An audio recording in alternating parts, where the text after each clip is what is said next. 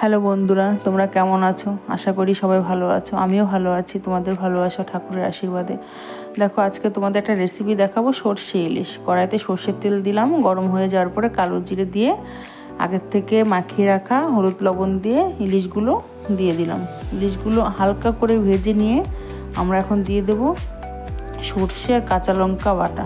সেটা আমি বেটে ছেঁকে নিয়েছিলাম যাতে খোসাটা না দেওয়া হয়। কিছুক্ষণ ঢেকে রাখার পরে যখন মাছটা সেদ্ধ হয়ে গেল, আমরা কাঁচা সর্ষের তেল দিয়ে নামিয়ে দেব।